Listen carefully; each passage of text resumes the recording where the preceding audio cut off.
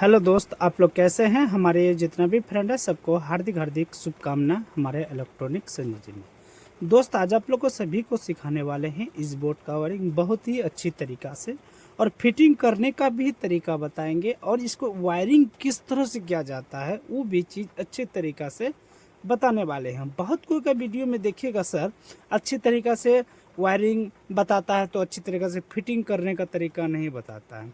तो वो चीज़ आज आप लोग को अच्छी तरीक़ा से बताने वाले हैं, क्योंकि वायरिंग करने के लिए बहुत कोई जानता होगा तो बहुत कोई सूच भी उल्टा लगा देता है। नया आदमी क्या करेगा, जो नहीं जानता तो सूच भी उल्टा लगा सकता है। उसी कारण से बोलते हैं दोस्त, इसी वीडियो में आप सूच लगाने का भी तरीका सीख जाइएगा और वायरिंग करने का भी तरीका अच्छी तरीक़ा से आप सीख जाइएगा। तो चलिए, इसमें पहले क्या चीज़ है, इसमें क्या क्या सामान है, वो चीज़ को अच्छी तरीक़ा से बताएंगे, और किस तरह से फिटिंग किया जाता है वो भी अच्छे तरीक़े से बताएंगे, और जल्द ही वायरिंग करके दिखाने वाले हैं। तो चलिए, लेट नहीं करके वीडियो को स्टार्ट करते हैं। इसमें एक फ्यूज है, एक इंडिकेटर है, ये रेगुलेटर है, ये 5 पिन सॉकेट है, इसका नाम स्विच है। अब चलिए, फ्यूज किसको कहा जाता है। फ्यूज उसको कहा जाता है जिससे लाइन काटा जाता है। जैसे कि ये फ्यूज जैसे है, इसको यदि उखाड़ दीजिएगा तो बोर्ड का लाइन कट जाएगा, समझ गए, इसका नाम फ्यूज हुआ। ये फ्यूज कैसे फिटिंग होता है, ये फ्यूज का स्पेलिंग जो देखिएगा ऊपर साइड में, अभी देखिए वाइट आपका है, वाइट लिखा हुआ, आपको अच्छे तरीके से दिखाई नहीं पड़ता होगा। अब जब मार्केट में खरीद के लेकर आइएगा ना, बोलिएगा नहीं हम 8-10 का बोर्ड दीजिए और हमको स्विच भी दीजिए, फ्यूज दीजिए, इंडिकेटर दीजिए, रेगुलेटर दीजिए, 5 पिन सॉकेट दीजिए। जब सामान आप ले लीजिएगा ना, तो आप गौर करके देखिएगा, इसमें स्पेलिंग लिखा हुआ रहता है। कोई भी कंपनी रहे, या तो डुप्लीकेट रहे या तो ओरिजिनल रहे, कुछ न कुछ स्पेलिंग लिखा हुआ रहता है। तो ये चीज़ स्पेलिंग जो रहता है वो ऊपर साइड में रहना चाहिए, और सीधा पढ़ सकते हैं, उसको इस तरह से बैठा देना चाहिए, समझ गए। उसके बाद ये आपका इंडिकेटर हुआ, ये हुआ आपका इंडिकेटर। इंडिकेटर से जैसे आपका बोर्ड में लाइन है या नहीं है, वो चीज़ इससे पता चलता है, इसका नाम हुआ इंडिकेटर। ये हुआ आपका रेगुलेटर, जो कि ये रेगुलेटर फैन में काम होता है, जो कि फैन पंखा बोला जाता है। जैसे आपका घर में सीलिंग फैन हो, या तो आपका घर पे जो स्पीड वाला पंखा, कोई भी पंखा हो, उससे आप कनेक्शन कीजिएगा तो 100% इसमें कम बेसी किया जाता है, समझ गए। ये हुआ आपका 5 पिन सॉकेट, जो कि इसमें आप 2 पिन जो प्लग जो होता है उसको लगा करके आप बल्ब जला सकते हैं, चार्ज कर सकते हैं, कुछ भी कर सकते हैं इसमें, ठीक है। इसका नाम हुआ स्विच, जो कि इससे लाइन काटा जाता है बल्ब का, समझ गए। अब चलिए, ये चीज़ आप लोग को अच्छे तरीके से बता दिए। स्पेलिंग ऊपर रहेगा, फिटिंग करना चाहिए। और ये चीज़ देखिएगा, रेगुलेटर का भी देखिएगा स्पेलिंग ऊपर रहेगा, फिटिंग कर दीजिएगा। इंडिकेटर का भी, 5 पिन सॉकेट का भी, स्विच का भी इसी तरह सब ऊपर रहेगा, और फिटिंग करना चाहिए, समझ गए। अब चलिए, इसमें लेट नहीं करेंगे, वायरिंग करके दिखाने वाले हैं। तो चलिए, हम हर वीडियो में बताते हैं, जो बोर्ड में फ्यूज, इंडिकेटर, स्विच रहता है, वो स्विच से वायरिंग करने के लिए स्टार्ट करना चाहिए। और ज़्यादा बेटर है कि स्विच से ही वायरिंग करने के लिए स्टार्ट कीजिएगा तो बहुत अच्छा लगता है। और जो मिस्त्री सीख जाता है ना, बहुत है अच्छा मिस्त्री है, तो जो पूरा नॉलेज हो गया है, वो कहीं से भी वायरिंग कर सकता है। उसको ज़रूरत नहीं है कि स्विच से स्टार्ट करेंगे, कि फ्यूज से स्टार्ट करेंगे, कि 5 पिन सॉकेट से स्टार्ट करेंगे।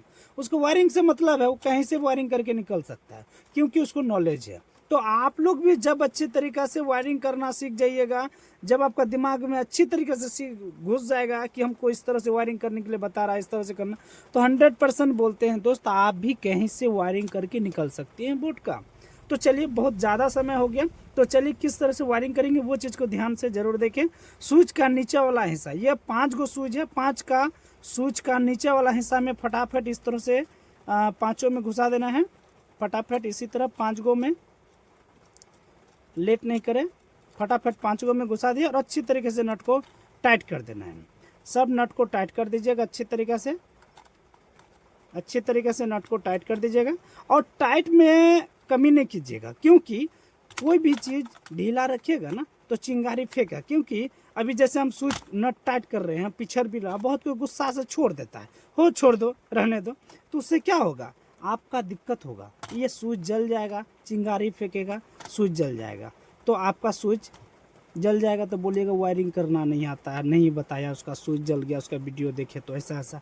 तो उसी अंदर टाइट अच्छी तरीके से करें कोई भी नट, ठीक है। स्विच का नीचे वाला कनेक्शन होते हुए अब फ्यूज का नीचे वाला हिस्सा, कहाँ पर, फ्यूज का नीचे वाला हिस्सा में ला करके अच्छी तरीके से ला करके नट को टाइट कर देना है, फ्यूज का नीचे वाला हिस्सा।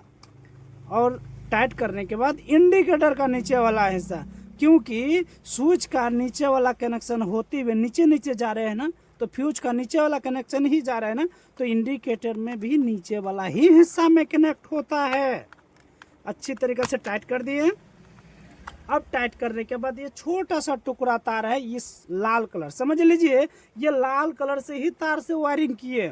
आप यदि एक ही कलर तार लेके आए खरीद के, एक ही कलर का, तो कोई दिक्कत नहीं है, जिस तरह से वायरिंग कर रहे हैं उस तरह से कीजिए, सेम टू सेम कोई भी कलर से तार से वायरिंग कर दिए। छोटा सा फिर एक टुकड़ा तार लिए हैं, समझ लीजिए इसको अभी हम लाल ही बोल रहे हैं, ये समझ लीजिए फिर छोटा सा एक लाल टुकड़ा तार ले लिए हैं। इसमें देखिएगा 5 पिन सॉकेट में भी कुछ है लिखा हुआ एन और एल, ये एल होता है, ये एन होता है, और 5 पिन में लिखा हुआ है। अब देखिए बहुत कोई इसमें समझ में नहीं आएगा, सर हम तो पढ़े लिखे हुए नहीं है, एल और एन क्या होता है।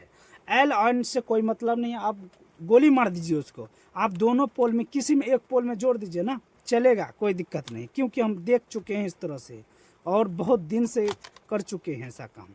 तो दोनों में किसी में एक पोल में जोड़ दीजिए, दोनों में किसी में एक पोल में जोड़ दीजिए, और अच्छी तरीके से नट टाइट करने के बाद स्विच का ऊपर वाला हिस्सा में जोड़ दीजिए और अच्छी तरीके से नट को टाइट कर देते हैं। अब समझ लीजिए ये स्विच ऑन करेगा तो इस 5 पिन सॉकेट में ये तार से लाइन जाएगा, समझ रहे हैं ना। अब ये रेगुलेटर है, ये हो गया रेगुलेटर जो कि पंखा में कम बेसी का काम आता है। ये जो कनेक्ट करेंगे स्विच से, क्योंकि स्विच जैसे ऑन करेगा इस रेगुलेटर में लाइन जाएगा, और रेगुलेटर को जब कम बेसी करेगा तो पंखा को कम बेसी हवा फेंकेगा, समझ रहे हैं ना।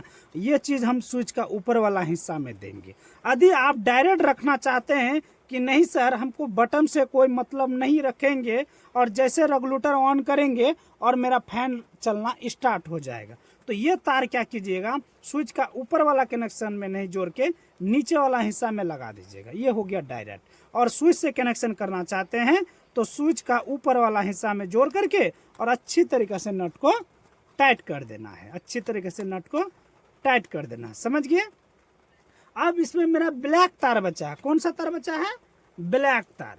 अब ब्लैक वाला तार जो क्या करना है, छोटा सा तार, फिर हम ब्लैक तार कटिंग करके रखे हैं इसलिए कि समय ज़्यादा ना लगे। ये अब मेरा लगेगा ये 5 पिन सॉकेट, मेरे पास एक ही 5 पिन सॉकेट है ना, तो एक ही 5 पिन सॉकेट में इसी तरह एक पोल जो खाली है उसी में जोड़ना है और नट को अच्छी तरीके से टाइट कर देना है, अच्छी तरीके से नट को टाइट कर देना है। हड़बड़ी ना करें, हड़बड़ी कीजिएगा तो दिक्कत होगा ही होगा, कोई भी चीज़ रहे। आप जैसे मोटरसाइकिल भी चलाते होंगे, पूरा स्पीड में जाइएगा तो कुछ भी हो सकता है दोस्त। उसी कारण से बोलते हैं दोस्त, धीरे से कोई भी काम कीजिएगा ना तो सक्सेसफुल 100% हर चीज़ में हो जाइएगा, ठीक है।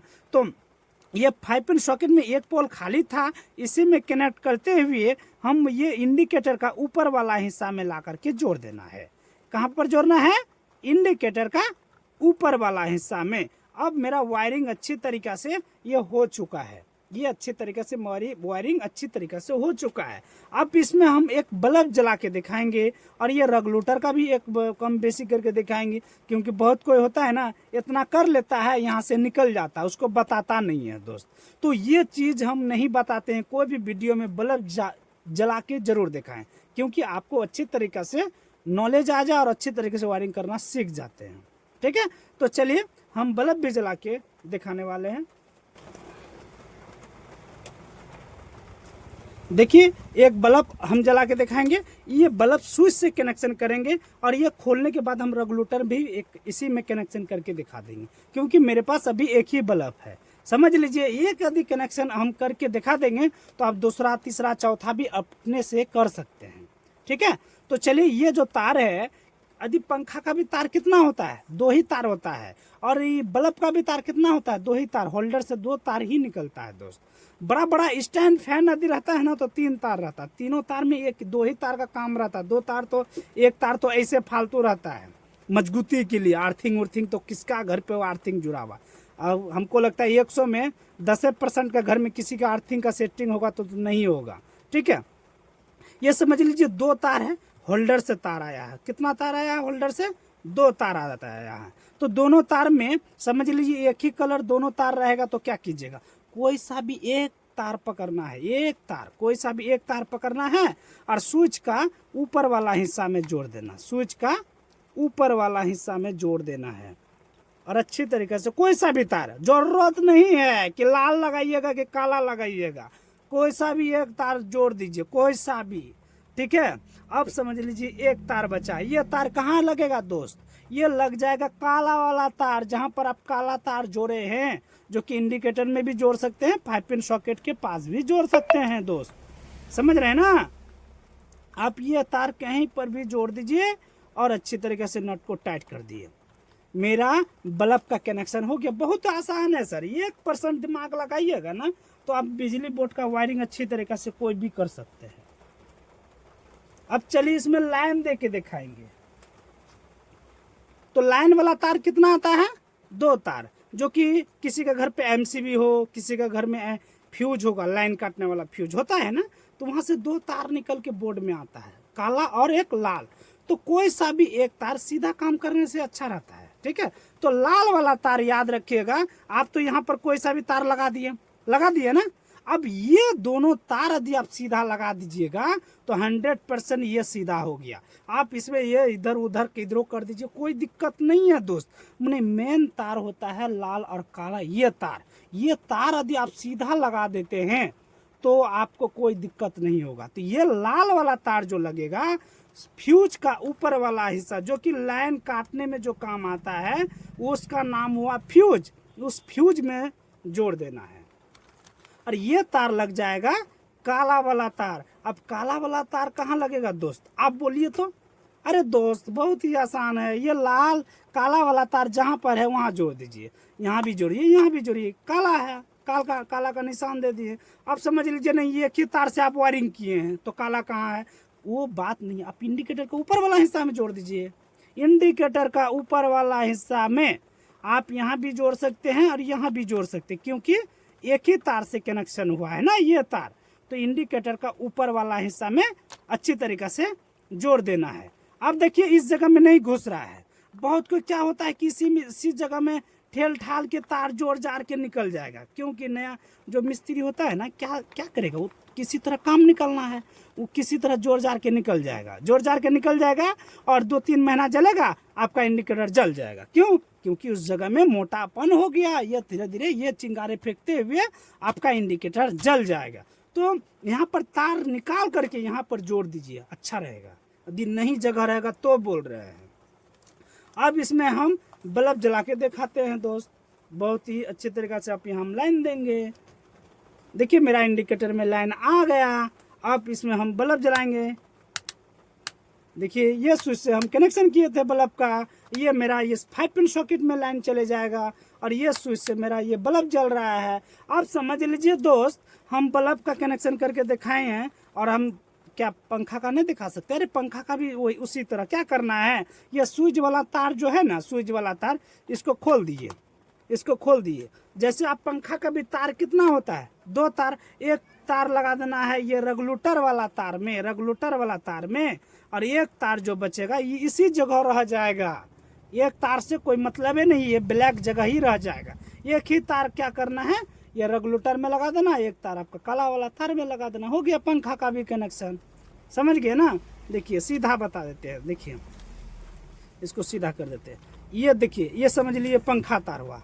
समझ लिए पंखा का तार कितना होता है? 2 तार। एक तार लगा देना है काला वाला तार में, इंडिकेटर का ऊपर वाला हिस्सा से जो आया है, इंडिकेटर का ऊपर वाला हिस्सा में, और एक तार लगा देना पंखा का रेगुलेटर वाला तार में। अब इसको अच्छी तरीके से टेप मार देना है, अच्छी तरीके से टेप मार दिए। अब इसमें हम रेगुलेटर का भी कनेक्शन हो गया। आप दिखाएंगे जला करके भी। देखिए अब देखिए ये ऑफ किए तो मेरा ऑटोमेटिक पंखा बंद हो गया। क्यों? क्योंकि ये जो कनेक्शन किए हैं ये इसको लाइन दे रहा है। अब इसको लाइन दिया, अब तो ये कम बेसी करेगा तो देखिए हो रहा ना रोशनी कम, ये पंखा का रोशनी कम हो रहा है ना, देखिए पंखा रहेगा तो पंखा का स्पीड कम होगा। हम ये बल्ब जला के दिखा दिए। इसी तरह आप लोग को भी घर पे बैठे वायरिंग करना है दोस्त। आज इतना ही, अगले वीडियो में फिर मिलेंगे दोस्त। धन्यवाद।